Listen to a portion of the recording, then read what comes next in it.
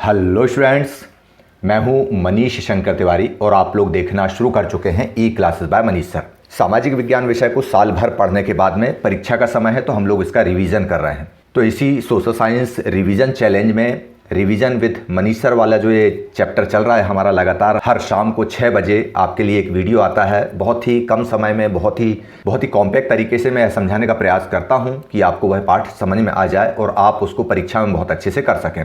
चलिए, इसी कड़ी में आज 12वां वीडियो है अर्थशास्त्र विषय का, जिसका टॉपिक है भारतीय अर्थव्यवस्था के क्षेत्रक।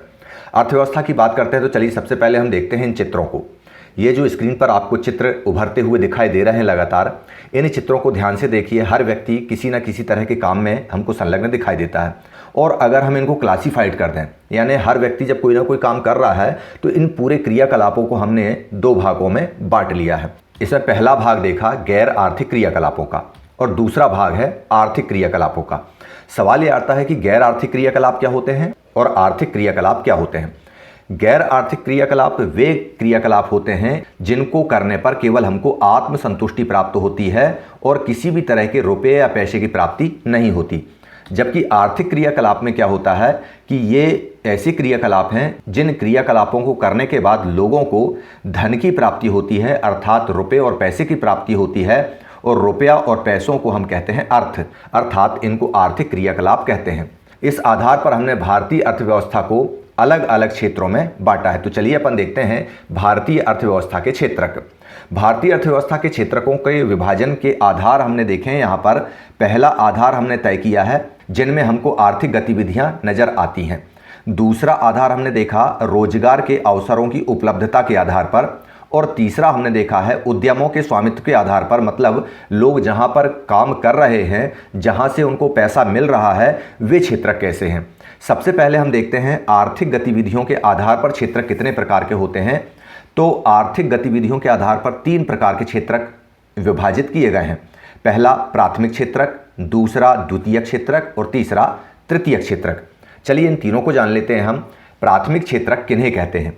प्राथमिक क्षेत्रक वे क्षेत्रक होते हैं जो कृषि प्रधान होते हैं, जिनसे होने वाला उत्पादन प्रकृति के द्वारा होता है, भूमि के द्वारा होता है, हमारी जमीन के द्वारा होता है। हमारी धरती माँ उन उत्पादों को हमें प्रदान करती है, जैसे कृषि की फसलें, वानिकी जंगल, पशुपालन, मत्स्य पालन, मुर्गी पालन, खनन और उत्खनन। ये सारी चीज़ें हमको दिखाई पड़ती हैं कृषि क्षेत्र में, और इसीलिए प्राथमिक क्षेत्रक को हम कृषि और सहायक क्षेत्रक भी कहते हैं।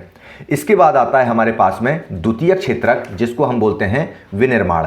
इसमें होता क्या है, जो प्राथमिक क्षेत्रक के जो उत्पाद होते हैं वे इसके लिए कच्चे माल की तरह काम करते हैं और उन कच्चे माल को यहाँ पर इस तरह से तैयार किया जाता है, उनका उत्पादन इस तरह से किया जाता है कि उनका मूल्य जो है बढ़ जाता है। तो आप लोगों ने विनिर्माण उद्योग वाले अध्याय में भी इसको बहुत अच्छे से जाना है कि विनिर्माण किसे कहते हैं। विनिर्माण का अर्थ होता है कच्चे माल का इस तरह से उत्पादन किया जाए कि वे एक मूल्यवान वस्तु में परिवर्तित हो जाएं, उसे ही विनिर्माण कहते हैं। और कच्चा माल हमको मिलता है प्राथमिक क्षेत्रक से। इसके बाद आता है तृतीयक क्षेत्रक, अर्थात तृतीयक क्षेत्रक के लिए व्यापार, परिवहन, संचार, बैंकिंग, बीमा, शिक्षा, स्वास्थ्य और पर्यटन जैसी सुविधाएं हमको उपलब्ध कराने वाला क्षेत्रक कहलाता है तृतीयक क्षेत्रक। और तृतीयक क्षेत्रक को इसीलिए सेवा क्षेत्र कहते हैं क्योंकि इसमें किसी तरह का हमको उत्पादन वस्तु का नहीं दिखाई देता, यहाँ पर सेवा का उत्पादन हमको दिखाई पड़ता है। अब सवाल ये आता है कि सेवा का उत्पादन, आपके दिमाग में क्वेश्चन रेज हो रहा होगा कि सेवा का उत्पादन क्या होता है। सेवा का उत्पादन मतलब यदि हमने स्कूल खोल दिया तो वहां पर कौन सी सेवा दी जाएगी, शिक्षा देने की। तो शिक्षा देने के लिए शिक्षक जो है वह शिक्षा देने का काम कर रहा है, यानी शिक्षण जो है एक सेवा कार्य है। तो इस तरह से शिक्षक की नौकरी जो है वह सेवा कार्य यानी सेवा क्षेत्र के अंतर्गत आ जाएगी। यदि आप बैंक में जा रहे हैं तो बैंक मैनेजर किसी वस्तु का उत्पादन तो नहीं कर रहा है, कोई पेन तो नहीं बना रहा है वो, या खेत में जाकर के वो कोई फसल तो नहीं उगा रहा है वो। तो बैंक मैनेजर जो है या बीमा चलाने वाला व्यक्ति जो है वह सेवा दे रहा है अपनी, यानी बैंक खुलने पर सेवा का उत्पादन होता है, स्कूल खुलने पर सेवा का उत्पादन होता है, हॉस्पिटल खुलने पर सेवा का उत्पादन होता है। इसलिए हम इसको बोलते हैं सेवा क्षेत्र। जबकि द्वितीयक क्षेत्रक को हम क्या बोलते हैं? द्वितीयक क्षेत्रक को हम विनिर्माण क्षेत्र भी कहते हैं, औद्योगिक क्षेत्र भी कहते हैं। इस तरह से हमने तीनों क्षेत्रकों को समझ लिया। अब बारी आती है कि इन तीनों क्षेत्रकों की परस्पर निर्भरता क्या है। चलिए अपन इसको देखते हैं। प्राथमिक क्षेत्रक का उत्पाद है कपास। कपास क्यों है प्राथमिक क्षेत्रक का उत्पाद? क्योंकि कपास जो है वह कृषि क्षेत्र से आ रहा है, यानी भूमि से इसका उत्पादन हो रहा है, इसको किसी फैक्ट्री में नहीं बनाया जा रहा है। और कपास से ही द्वितीयक क्षेत्रक में कपड़ा मिलों में कपड़ा बनता है, यानी अगर कपास नहीं होगा तो हमारा कपड़ा नहीं बनेगा। यानी प्राथमिक क्षेत्रक पर निर्भर है द्वितीयक क्षेत्रक। और द्वितीयक क्षेत्रक किस पर निर्भर है? तृतीयक क्षेत्रक पर। कैसे निर्भर है? कि कपड़े की दुकान में कपड़ा बेच रहा है, वह कपड़े का उत्पादन नहीं कर रहा है, वह कपड़े बेचने का काम कर रहा है, यानी सेवा दे रहा है। तो द्वितीयक क्षेत्रक का कोई भी उत्पाद फैक्ट्री से अपने आप तो उपभोक्ताओं के घर चला नहीं जाएगा। तो इस कंडीशन में परिवहन के माध्यम से वहां पर दुकान तक जाएगा। तो ड्राइवर जो ट्रक चला रहा है, परिवहन का काम कर रहा है, वह भी सेवा दे रहा है, और दुकानदार जो वस्तुओं को बेच रहा है वह भी सेवा का काम कर रहा है। तो इस तरह से द्वितीयक क्षेत्र डिपेंड है तृतीयक क्षेत्रक पर। इसको उल्टा करके भी देख सकते हैं, द्वितीयक क्षेत्र निर्भर है प्राथमिक क्षेत्रक पर, क्योंकि अगर कपास नहीं मिलेगी तो फैक्ट्री नहीं चलेगी। और तृतीयक क्षेत्रक निर्भर है द्वितीयक क्षेत्रक पर, क्योंकि अगर उसको बने बनाए उत्पाद नहीं मिलेंगे तो वह अपनी दुकान से बेचेगा क्या। तो इस तरह से प्राथमिक, द्वितीयक और तृतीयक क्षेत्र तीनों एक दूसरे पर परस्पर निर्भर होते हैं। इस चीज को अगर आपको बहुत अच्छे से जानना है तो आपकी तालिका 2.1 आर्थिक गतिविधियों के उदाहरण आपकी किताब में दिए हुए हैं, उसको आप एक बार बहुत अच्छे से देख लीजिए, आपको और ज्यादा स्पष्ट हो जाएगा। तो इस तरह से हम लोगों ने बहुत अच्छे से देख लिया कि प्राथमिक और द्वितीयक क्षेत्रक में वस्तुओं का उत्पादन हो रहा है और तृतीयक क्षेत्रक में सेवाओं का उत्पादन हो रहा है। अब अगर एक साल तक लगातार प्राथमिक क्षेत्र की वस्तुओं के उत्पादन, द्वितीय क्षेत्र की वस्तुओं को उत्पादन और तृतीय क्षेत्र की सेवाओं के उत्पादन को हम रुपयों पैसों में जोड़ लेते हैं और साल भर का योग उसका निकालते हैं, तो वह कहलाता है प्राथमिक क्षेत्रक का सकल घरेलू उत्पाद, द्वितीय क्षेत्रक का सकल घरेलू उत्पाद और तृतीय क्षेत्रक का सकल घरेलू उत्पाद। मतलब प्राथमिक क्षेत्रक का सकल घरेलू उत्पाद, उसको जोड़ दें हम द्वितीय क्षेत्रक के सकल घरेलू उत्पाद में और उसको जोड़ दें तृतीय क्षेत्रक के सकल घरेलू उत्पाद में, और यह काम होता है एक विशेष वर्ष में, यानी कि एक साल के अंदर अंदर 12 महीने में। इन तीनों का योग जो है वह कहलाता है सकल घरेलू उत्पाद, जीडीपी। लेकिन जीडीपी की निकालने की एक बहुत अच्छी प्रोसेस यह है कि इसमें अंतिम वस्तु और सेवाओं के मूल्य को जोड़ा जाता है। मूल्य मतलब पैसों को। आपके और हमारे दिमाग में एक सवाल आ सकता है कि इसमें मूल्य को ही क्यों जोड़ा जा रहा है, वस्तुओं की मात्रा को क्यों नहीं जोड़ा जा रहा है। तो आप सोचिए कितनी सारी खीलें बन रही हैं, कितने कंप्यूटर बन रहे हैं, कितने हमारे सामने गेहूं का उत्पादन हो रहा है, कितने नारियल आ रहा है, हजारों लाखों करोड़ों वस्तुओं का उत्पादन हो रहा है। एक एक वस्तु को गिनने जाएंगे तो हमारी स्थिति गड़बड़ हो जाएगी, हम कर ही नहीं पाएंगे, बड़ा श्रम साध्य और बहुत कठिन काम हो जाएगा ये। ऐसी स्थिति में अंतिम वस्तु और सेवा का मूल्य को जोड़ लिया जाता है। अब इसमें होता क्या है कि अंतिम वस्तु किसे कहते हैं, हमारे दिमाग में सवाल ये आएगा कि what is the last product, what is the final product, what is the final service. अंतिम वस्तु या अंतिम सेवा होती क्या है। तो आपको बता दूं मैं कि वह वस्तु या वह सेवा जो अंतिम रूप से उपभोक्ता के द्वारा उपयोग कर ली जाए उसे ही अंतिम वस्तु या सेवा हम कह सकते हैं। जैसे नमक हमने बाजार से खरीदा और उसको खरीद कर ले आए और घर में हमारी सब्जी रोटी भोजन में डालकर उस नमक को खा लिया, तो नमक यहाँ पर अंतिम वस्तु हो गया। लेकिन अगर आप नमकीन बना रहे हैं तब नमक अंतिम वस्तु नहीं होगा, अब अंतिम वस्तु हो जाएगा नमकीन, क्योंकि नमकीन का उपयोग उपभोक्ता के द्वारा कर लिया जाएगा। तो आपको अंतिम वस्तु बहुत अच्छे से समझ में आ गई होगी। लेकिन हमारे दिमाग में ये आता है फिर नमक कहाँ गया। तो नमक यहाँ पर मध्यवर्ती वस्तु की भूमिका निभाता है। यहाँ पर एक उदाहरण हम देख सकते हैं, जैसे एक किसान ने गेहूं बेचा आटा मिल को, इसने 8 रुपए किलो गेहूं बेच दिया। आटा वाले ने बिस्किट बनाने वाले को बेच दिया क्या, आटा, इसने 10 रुपए किलो आटा बेच दिया। और बिस्किट बनाने वाले ने अपने बिस्किट बनाने के लिए तेल और शक्कर को उसमें जोड़ दिया। तो इस तरह से अंतिम प्रोडक्ट के रूप में बन के आया बिस्किट, जिसको उपभोक्ता ने खा लिया। अब उपभोक्ता ने इसका उपयोग कर लिया तो यह हो गया अंतिम प्रोडक्ट। और गेहूं, आटा, तेल और शक्कर ये कहलाने लगेगी मध्यवर्ती वस्तु। और इस मध्यवर्ती वस्तु की जो कीमत है वह अंतिम वस्तु की कीमत के साथ में जुड़ी हुई होती है। यानी अंतिम वस्तुओं के मूल्य में मध्यवर्ती वस्तुओं के मूल्य को पहले से ही जोड़ लिया जाता है और इसीलिए यह मध्यवर्ती वस्तु कहलाती है और इसको हम बार बार नहीं जोड़ते हैं, अंतिम वस्तु में ही इसकी कीमत जोड़ी जाती है और इस तरह से मौद्रिक मूल्य को निकाल लिया जाता है। तो इस तरह से अब आपको समझ में आ गया होगा कि सकल घरेलू उत्पाद कैसे निकाला जाता है। सकल घरेलू उत्पाद निकालने का सीधा साधा फार्मूला है कि प्राथमिक क्षेत्रक का सकल घरेलू उत्पाद धन द्वितीयक क्षेत्रक का सकल घरेलू उत्पाद धन तृतीयक क्षेत्रक का सकल घरेलू उत्पाद बराबर सकल घरेलू उत्पाद या जीडीपी, और इसमें सकल घरेलू उत्पाद में अंतिम वस्तु और सेवाओं के मूल्य की गणना की जाती है। चलिए, इस तरह से अपन ने सकल घरेलू उत्पाद निकाल लिया। लेकिन अगर हम प्राथमिक द्वितीयक और तृतीयक क्षेत्रक की थोड़ी सी ऐतिहासिक यात्रा को अगर देखें तो चलिए अपन देखते हैं और समझते हैं कि प्राथमिक क्षेत्रक, द्वितीयक क्षेत्रक और तृतीयक क्षेत्रक का ऐतिहासिक रूप से परिवर्तन कैसे हुआ। सबसे पहले अपन सारी दुनिया के संदर्भ में देखते हैं। तो दुनिया जो है विकास की आरंभिक अवस्था में जब अपन जाते हैं तब हमको प्राथमिक क्षेत्रक नंबर 1 पर दिखाई देता है। उसका कारण भी है, शुरुआती दौर में मनुष्य जब खेती करता था तो खेत को जोतने के लिए, जमीन को खेती योग्य बनाने के लिए लकड़ी के औजारों का प्रयोग कर रहा है। समय बीतता गया, धीरे धीरे अन्य धातुओं की खोज हुई तो लकड़ी के औजारों में अब हमारे लगने लगे लोहे के फल, लोहे का भी प्रयोग होने लगा उसमें, यानी कृषि उपकरणों में परिवर्तन हुआ। जब कृषि उपकरणों में तब्दीली आएगी, यानी कृषि की तकनीक में बदलाव आएगा, तो उसकी कृषि की प्रणाली अपने आप बदलेगी। इसकी वजह से होगा क्या, कृषि क्षेत्र समृद्ध हो जाएगा और उसमें पहले से अधिक उत्पादन होने लगेगा।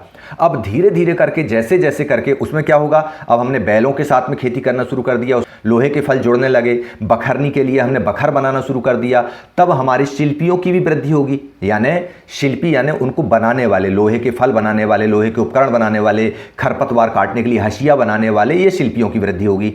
व्यापारियों की भी वृद्धि होगी क्योंकि हमारा उत्पादन बढ़ने लगा, तो हमारा जो अतिशेष होगा, अतिरिक्त उत्पादन होगा, उसको हम बेचेंगे तो व्यापारियों की संख्या में वृद्धि होगी। तो इस तरह से क्रय और विक्रय की गतिविधियों में भी काफ़ी अंतर आ जाएगा, यह काफ़ी प्रगति करेगी, कई गुना बढ़ जाएगी ये। इसके अलावा अनेक लोग भी, जैसे परिवहन के लिए, प्रशासन के लिए, सैनिकों के कार्य के लिए, इन कार्यों से भी लोगों का जुड़ाव होगा और यह आगे प्रक्रिया चलती जाएगी। इस विकास की आरंभिक अवस्था की दौर की अगर हम बात करते हैं तो यहाँ पर उत्पादित अधिकांश जो वस्तुएं होती हैं वह प्राकृतिक उत्पाद थे, यानी ये प्राथमिक क्षेत्रक से आते थे और सबसे ज़्यादा रोजगार भी इसी क्षेत्रक से आता था। तो इस तरह से विकास की आरंभिक अवस्था में हम देखते हैं सारी दुनिया में कृषि का बोलबाला दिखाई देता है। ये चीज़ आपने भूमंडलीकृत विश्व का बनना में भी बहुत अच्छे से देखा है इतिहास के उस चैप्टर में कि कॉर्न लॉ के माध्यम से शुरुआती दौर में प्राथमिक क्षेत्रक पूरी दुनिया में रोजगार देने का माध्यम बना हुआ था। अब इसके बाद अपन बात करते हैं औद्योगिक क्रांति की। हालांकि इंग्लैंड में औद्योगिक क्रांति बहुत जल्दी हो गई थी, लेकिन अपन विकास के आरंभिक अवस्था के लगभग 100 वर्षों के बाद की बात करते हैं तो हम देखते हैं कि विनिर्माण की नई प्रणाली प्रचलन में आती है। जैसा कि मैंने आपको बताया कि शिल्पियों की संख्या में वृद्धि होने लगती है, तो ये शिल्पी जो है अपने सामानों को, अपने उपकरणों को बनाने के लिए नई नई तकनीकी खोज करते हैं। उसी प्रक्रिया में हमने देखा स्पिनिंग जेनी की खोज हुई, उसी प्रक्रिया में हमने औद्योगिकरण के युग में देखा था क्या, फ्लाई शटल का उपयोग किया जा रहा है। साथ में आगे चल के हमने देखा कि जेम्स वाट का भाप इंजन आ गया है, फिर हमने रेफ्रिजरेटर की खोज देखी। तो इस तरह से विनिर्माण की नवीन प्रणाली प्रचलन में आई और कारखानों का अस्तित्व बढ़ने लगा। अब जो लोग खेतों में काम करते थे उनमें से बहुत सारे लोग कारखाने जाने लगे। जो कारखाने नहीं जाते थे उनको इतना मजबूर कर दिया गया कि वो कारखाने जाने के लिए मजबूर हो गए। अब आपके दिमाग में आ रहा होगा कि मजबूर कैसे किया भैया, तो इसका उत्तर आपको मिलेगा अफ्रीका महाद्वीप में। रिंडर पेस्ट की बीमारी याद आ रही है ना, जब यूरोपियन वहाँ पहुँचे तो वे सारे लोग प्राथमिक क्षेत्रक में काम करते थे। वे ना तो कारखानों में काम करने के लिए राजी थे और ना ही वे तृतीय क्षेत्रक मतलब खदानों में मजदूरी का काम करने के लिए राजी थे। तो उनको इस तरह से मजबूर किया गया कि उनको कारखाने में जाना ही पड़ा। अब कारखाने खुले तो कारखानों से लाभ भी बहुत ज़्यादा होने लगे।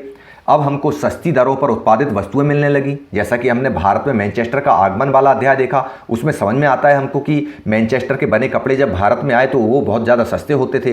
रोजगार की उपलब्धता होने लगी। रोजगार की उपलब्धता की अगर हम बात करें कि कारखाने जितने ज़्यादा चलेंगे उतने ज़्यादा रोजगार उपलब्ध होंगे। फर्स्ट वर्ल्ड वार के समय कारखाने ज़्यादा चल रहे थे, भारत में भी औद्योगिक उत्पादन बहुत ज़्यादा होने लगा था। फिर हम देखते हैं कि जब ओवर टाइम कोई व्यक्ति काम करता है तो उसको बोनस की भी अतिरिक्त प्राप्ति होती है। यानी इस तरह से अब द्वितीय क्षेत्रक हमारा महत्वपूर्ण होता दिखाई देता है। यानी प्राथमिक क्षेत्रक के बाद में महत्वपूर्ण हुआ द्वितीय क्षेत्रक। इसके बाद देखते हैं हम तृतीय क्षेत्रक की बात। अब बहुत सारे लोग द्वितीय क्षेत्रक में इन्वॉल्व हो गए, वहां पर उत्पादन की प्रक्रिया में लग गए। धीरे धीरे करके बीते हम 100 वर्षों में देखते हैं तो अनेक तरह की वैज्ञानिक खोजें जब होने लगी तब हमको सेवा क्षेत्रक का बढ़ता हुआ महत्व दिखाई देता है। अब जैसे जैसे उपकरणों की तकनीक बढ़ती जा रही थी, लोगों के पास पर्याप्त समय बच रहा था। अब वे शोध कर सकते थे, वैज्ञानिक तरीके अपना सकते थे, विद्यालय खुलने लगे, उनके स्वास्थ्य के लिए हॉस्पिटल खुलने लगे। हमने 9वीं कक्षा में देखा था रूस की क्रांति के समय कि किस तरह से वहाँ के उद्योगपति श्रमिकों के लिए स्कूल खोल रहे हैं, उनके लिए वर्कशॉप का आयोजन कर रहे हैं। तो इस तरह से कुशल मजदूर प्राप्ति के लिए बहुत सारी वर्कशॉप्स लगाई जाने लगी। अब श्रमजीवी लोग जो है वे ज़्यादातर कहाँ, सेवा क्षेत्र में ही हमको नियोजित होते दिखाई पड़ते हैं। लगभग विकसित देशों में हमें सामान्य रूप से यही लक्षण देखने को मिलते हैं। अब वर्तमान में भी आप देख लो, सॉफ्टवेयर इंजीनियरिंग के क्षेत्र में आपको सैलरी की अगर हम बात करें तो एक महीने में हमको 1 लाख रुपए से लेके 10-10 लाख रुपए तक की सैलरी देखने को मिलती है। सुंदर पिचाई जैसे लोगों को तो करोड़ों रुपए मिलते हैं, जबकि प्राथमिक क्षेत्रक में अभी भी उतनी सैलरी नहीं मिलती है, यानी उतना पैसा नहीं मिलता है। तो इस तरह से हमने पूरी दुनिया में क्षेत्रकों का परिवर्तन कैसे देखा, क्रमशः देखा। पहले प्राथमिक क्षेत्रक का परिवर्तन, फिर द्वितीय क्षेत्रक का परिवर्तन और फिर तृतीय क्षेत्रक का परिवर्तन। अब हमारे दिमाग में सवाल ये आना चाहिए, क्या भारत में भी इसी पैटर्न पर परिवर्तन हुआ होगा? चलिए देखते हैं। भारत में अगर हम देखते हैं जाके तो शुरुआती दौर जो है, चाहे भारत का हो चाहे दुनिया का हो, प्राथमिक क्षेत्रक से ही होता है, यानी खेती से ही होता है। तो यहाँ पर भी शुरुआत तो बहुत अच्छी हुई, शुरुआती विकास प्राथमिक क्षेत्रकों से ही हमको होता हुआ दिखाई देता है। लेकिन सारी दुनिया में द्वितीय क्षेत्र इसके बाद आता है, लेकिन भारत में आता है तृतीय क्षेत्रक, यानी प्राथमिक क्षेत्रक के बाद सीधा सामने आता है तृतीय क्षेत्रक। तो हमारे दिमाग में सवाल आता है कि द्वितीय क्षेत्रक कहाँ गया? तो इस सवाल का जवाब देने से पहले हमको ये जानना पड़ेगा कि तृतीय क्षेत्रक की हिस्सेदारी आखिर क्यों बढ़ी, तृतीय क्षेत्रक की भागीदारी क्यों बढ़ी। इसका प्रमुख कारण है पहला, वैश्वीकरण। 1991 के बाद में वैश्वीकरण की शुरुआत हुई यहाँ पर, लेकिन हमने देखा है कि 20वीं सदी के दूसरे दशक में ही बहुराष्ट्रीय कंपनियों का गठन हो गया था, जिसकी वजह से वैश्वीकरण हुआ, तो उसका प्रभाव भारत पे भी पड़ा। इसके बाद अपन देखते हैं सूचना एवं संचार प्रौद्योगिकी, इसने भी तृतीय क्षेत्र की भागीदारी को बढ़ाने का काम किया। क्रय शक्ति बढ़ी लोगों की, कारखाने खुले, लोगों के पास रोजगार आया तो आय आई और आय आई तो लोगों ने खरीदना शुरू किया। इसके बाद देखते हैं औद्योगिक क्रांति आई, भारत में भी आई है, और हरित क्रांति आ गई। हरित क्रांति में लोगों की उपज बढ़ी तो लोगों का उपभोग बढ़ा। इसके बाद हम देखते हैं सरकारी प्रयास, हमारी सरकारों ने भी प्रयास किया। आपको फिर याद आना चाहिए भूमंडलीकृत विश्व का बनने का वो अध्याय जिसमें जॉन मीनार्ड कीन्स ने सरकारों को अर्थव्यवस्था में हस्तक्षेप करने की बात कही थी। तो सरकार ने अर्थव्यवस्था में हस्तक्षेप किया और इस तरह से तृतीय क्षेत्रक की भागीदारी को बढ़ाने का प्रयास किया। चलिए अब अपन देखते हैं कि प्राथमिक क्षेत्रक के बाद सीधे तृतीय क्षेत्रक आ गया, द्वितीय क्षेत्रक क्यों नहीं आया। इसको जब हम देखते हैं तो हमको ये आंकड़े देखना पड़ता है। सबसे पहले हम देखते हैं रोजगार में क्षेत्रकों की हिस्सेदारी। बात अगर हम 1977 और 78 की करते हैं तो प्राथमिक क्षेत्रक लगभग 71% लोगों को रोजगार देता दिखाई देता है, और द्वितीय क्षेत्रक 11% लोगों को, जबकि तृतीय क्षेत्रक में 18% रोजगार हमको दिखाई देते हैं। इसके बाद जब हम 2017-18 में देखते हैं यही आंकड़े, तब हमको बहुत ज़्यादा परिवर्तन किस तरह से दिखाई देता है। रोजगार देने में प्राथमिक क्षेत्रक की हिस्सेदारी अब हो जाती है 44%, जबकि द्वितीय क्षेत्रक की हो जाती है 25% और तृतीय क्षेत्रक की हो जाती है 31%। इस तरह से अभी भी हम देख रहे हैं कि सबसे ज़्यादा रोजगार प्राथमिक क्षेत्रक ही दे रहा है। चलिए इसको अपन देश में योगदान के टर्म में देखते हैं कि सकल घरेलू उत्पाद में किस क्षेत्रक का कितना योगदान है। फिर वही अपन डाटा उठाकर देखते हैं। यहाँ पर 1973-74 से लेके 2013-14 तक का डेटा दिया हुआ है। प्राथमिक क्षेत्रक में हमको सकल घरेलू उत्पाद के टर्म में दिखाई पड़ता है कि यहाँ पर 40% योगदान प्राथमिक क्षेत्रक का है, 10% योगदान द्वितीयक का है और 50% योगदान तृतीयक का है। जब हम आगे बढ़ते हैं समय के साथ में तो 10% योगदान हमको प्राथमिक का, 20% हमको द्वितीयक का और 70% योगदान हमको तृतीय क्षेत्रक में दिखाई देता है। मतलब सबसे ज़्यादा उत्पादन अब हो रहा है तृतीय क्षेत्रक में। तब हमारे सामने ये सवाल आना चाहिए कि उत्पादन सबसे ज़्यादा तृतीय क्षेत्रक में है और रोजगार सबसे ज़्यादा प्राथमिक क्षेत्रक में है। ऐसा आखिर क्यों हो रहा है? तब हम रोजगार की स्थिति पर बात करते हैं और ये देखते हैं कि प्राथमिक क्षेत्रक में क्षमता से कम उत्पादन हो रहा है, लेकिन क्षमता से अधिक लोग यहाँ पर काम कर रहे हैं। आपकी पाठ्य पुस्तक में लक्ष्मी नाम के किसान का उदाहरण इसमें दिया हुआ है कि उसके परिवार में 5 लोग हैं, वे पांचों लोग उस खेत में काम कर रहे हैं और उस खेत में 5 लोग काम कर रहे हैं, तब भी उसमें उत्पादन एक निश्चित मात्रा में हो रहा है। अब उन 5 लोगों में से यदि 2 या 3 लोगों को हटा भी देते हैं तब भी उत्पादन हमको उतना ही दिखाई देता है, ना तो उत्पादन बढ़ता है ना ही उत्पादन घटता है। इसका मतलब यह है कि वे 3 लोग जो है हमको उस खेत में काम करते हुए दिखाई तो दे रहे हैं, लेकिन उनके काम करने से उत्पादकता में वृद्धि नहीं हो रही है। यानी इस तरह का जो रोजगार होता है, इस रोजगार को कहते हैं अल्प रोजगार की स्थिति। यानी लोग काम करते हुए तो हमको दिखाई देते हैं, लेकिन वास्तव में वे काम नहीं कर रहे होते हैं, उनसे उत्पादन में किसी तरह का कोई अंतर नहीं आता है। जबकि द्वितीयक और तृतीयक क्षेत्र के उत्पादन की हम बात करते हैं तो यहाँ लोगों को रोजगार कम है और उत्पादन यहाँ पर ज़्यादा दिखाई पड़ता है। और यहाँ पर जो अल्प बेरोजगारी की स्थिति है ना, उसके लिए अलग अलग टर्म यूज़ करते हैं। इसको प्रच्छन्न बेरोजगारी भी कहते हैं, इसको खुली बेरोजगारी भी कहते हैं और इसको अल्प बेरोजगारी भी कहते हैं। परीक्षा में इससे रिलेटेड प्रश्न अवश्य आता है कि अल्प बेरोजगारी किसे कहते हैं, या प्रच्छन्न बेरोजगारी किसे कहते हैं, या खुली बेरोजगारी किसे कहते हैं। तीनों का जवाब एक ही है। तो इसका उत्तर ये आएगा कि अल्प बेरोजगारी या प्रच्छन्न बेरोजगारी उस अवस्था को कहते हैं किसी काम में बहुत सारे लोग काम करते हुए दिखाई देते हैं और यदि उन लोगों को वहां से हटा भी दिया जाए तो भी उसकी काम की उत्पादकता में कोई अंतर नहीं आएगा। तो सवाल ये आता है कि अगर दूसरे सेक्टरों में रोजगार मिलेगा तो निश्चित रूप से प्राथमिक सेक्टर से लोग जाना पसंद करेंगे। अब प्राथमिक सेक्टर में लोग लगे ही इसलिए हैं क्योंकि उनको द्वितीयक और तृतीयक क्षेत्र में रोजगार नहीं मिल रहा है। तब सरकार की भागीदारी या सरकार का प्रयास यहां पर सामने आता है और लोगों के सामने सवाल आता है कि अतिरिक्त रोजगार का सृजन कैसे हो। चलिए देखते हैं कि अतिरिक्त रोजगार का सृजन कैसे हो। कृषि क्षेत्रों में अतिरिक्त रोजगार के सृजन के लिए क्या करना होगा? कृषि उपज की सुरक्षा एवं कृषि का विकास करना होगा। किसानों को यह आश्वासन मिलना चाहिए कि उनकी उपज का सही मूल्य मिलेगा, उनको सिंचाई के पर्याप्त साधन उपलब्ध होंगे और इसके साथ साथ उनके लिए कृषि बीमा इत्यादि की बात की जाएगी। तो कृषि क्षेत्र में भी अतिरिक्त रोजगार सृजन हो सकता है। इसके अलावा रोजगार सृजन के अन्य उपायों की हम बात करते हैं तो विद्यालय खोलकर, अस्पताल खोलकर, पर्यटन के क्षेत्र में सुधार करके हम रोजगार के अन्य अवसर बना सकते हैं। यहाँ पर आपको ये पर्यटन वाला जो है फिर दिमाग में आ रहा होगा। हमारे राष्ट्रीय अर्थव्यवस्था का क्षेत्रक जो भूगोल का 7वां अध्याय है उसमें प्रश्न आता है कि पर्यटन जो है उसे व्यापार क्यों कहते हैं। आप उस वीडियो में जाकर उसे देख लीजिएगा। तो इस तरह से रोजगार के अन्य अवसरों का भी सृजन इस तरह से किया जा सकता है। विद्यालय खोलने से शिक्षकों को, भृत्यों को इनको कार्य करने का अवसर मिलेंगे। अस्पताल खोलेंगे तो कई तरह के रोजगार बनेंगे। पर्यटन के क्षेत्र में रोजगार मिलेंगे। इस तरह से हम देख सकते हैं कि अतिरिक्त रोजगार का सृजन किया जा सकता है। अब आपके एग्जाम में आ सकता है कि शहरी क्षेत्रों में रोजगार का सृजन करने के क्या उपाय हैं। तो शहरी क्षेत्रों में भी अच्छे अच्छे विद्यालय खोले जाएं, वर्कशॉप खोले जाएं, कौशल विकास के केंद्र खोले जाएं, अच्छे अस्पताल खोले जाएं, वहाँ पर उद्योग स्थापित किए जाएं, उद्यमशीलता के वर्कशॉप आयोजित किए जाएं, शहरी क्षेत्रों में पर्यटन व्यवस्था में सुधार की जाए। इस तरह से किए जा सकते हैं। लेकिन शहरी क्षेत्रों में तो हमने बात कर ली कि वहाँ पर रोजगार में वृद्धि की जा सकती है। चलिए देखते हैं ग्रामीण क्षेत्रों में रोजगार के अवसर उपलब्ध कराने के लिए सरकार के द्वारा क्या प्रयास किए जा रहे हैं। यहाँ पर हमको दिखाई देता है महात्मा गांधी राष्ट्रीय रोजगार गारंटी अधिनियम 2005। इसके अंतर्गत क्या हुआ, यह रोजगार गारंटी अधिनियम परीक्षा में आता है कि किस वर्ष लागू हुआ, किस वर्ष यह शुरू हुआ। तो इसका उत्तर होगा 2005 में। मनरेगा इसको हम शॉर्ट में कहते हैं। मनरेगा के अंतर्गत होता क्या है कि काम करने में सक्षम लोगों के परिवारों को, व्यक्तियों को नहीं, परिवारों को, एक परिवार में अगर 5 लोग हैं तो वो 5 ही लोग मिलकर एक परिवार कहलाएंगे। तो उन परिवारों को ग्रामीण क्षेत्रों में 1 साल में यानी 365 दिन में 100 दिन के रोजगार की गारंटी दी जाती है और इसके लिए वे बाकायदा आवेदन दे सकते हैं अपनी पंचायत को।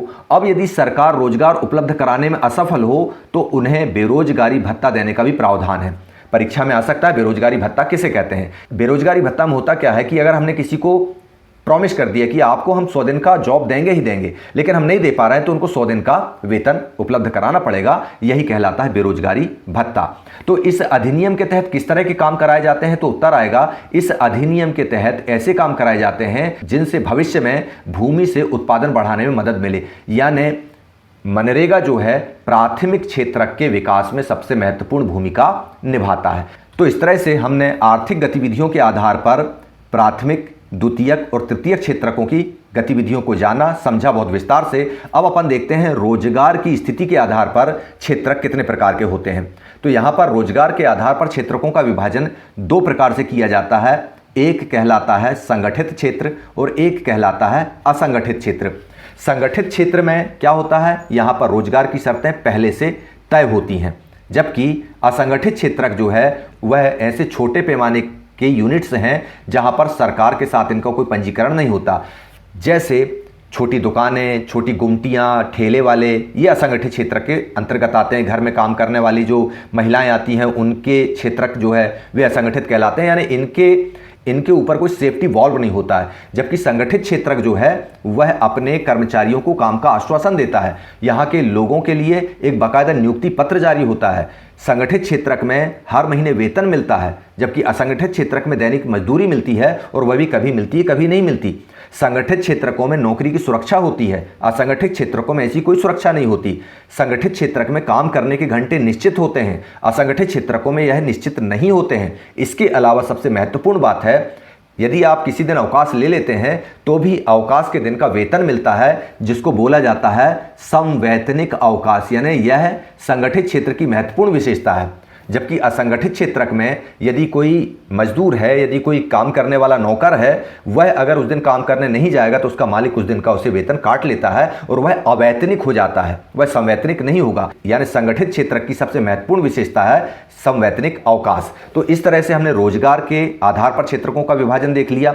चलिए अब देखते हैं उद्यमों के स्वामित्व के आधार पर क्षेत्रक कितने प्रकार के होते हैं। यहाँ पर देखते हैं तो दो प्रकार के क्षेत्रक निकल कर आते हैं, एक आता है सार्वजनिक क्षेत्रक और दूसरा आता है निजी क्षेत्रक। आपके एग्जाम में सार्वजनिक क्षेत्रक और निजी क्षेत्रक में अंतर अगर पूछा जाए, सार्वजनिक क्षेत्रक के उद्यम वे उद्यम होते हैं जो सरकार के नियंत्रण में होते हैं। सरकार चाहे केंद्रीय हो, चाहे राज्य की हो, चाहे स्थानीय हो, सार्वजनिक क्षेत्र के उद्यम कहेंगे। और निजी क्षेत्र के उद्यम होते तो राष्ट्रीय अर्थव्यवस्था का भाग हैं, लेकिन इनका जो मालिकाना हक है वह किसी व्यक्ति या कंपनी के पास होता है। उदाहरण के लिए अगर हम देखते हैं तो सार्वजनिक क्षेत्र के उपक्रमों में आता है रेलवे, डाक विभाग, BSNL, MTNL, BHEL इत्यादि, NTPC VC में आ जाता है। और निजी क्षेत्रकों में रिलायंस इंडस्ट्रीज, टाटा इंडस्ट्रीज, गोदरेज, जिंदल इत्यादि इत्यादि आते हैं। अब इनमें अगर प्रमोशन की हम बात करते हैं तो सार्वजनिक क्षेत्रकों में प्रमोशन जो है उसकी सीनियरिटी के हिसाब से मिलता है जो व्यक्ति उस क्षेत्र में काम कर रहा है, जबकि निजी क्षेत्रक में प्रमोशन का मुख्य आधार होता है योग्यता।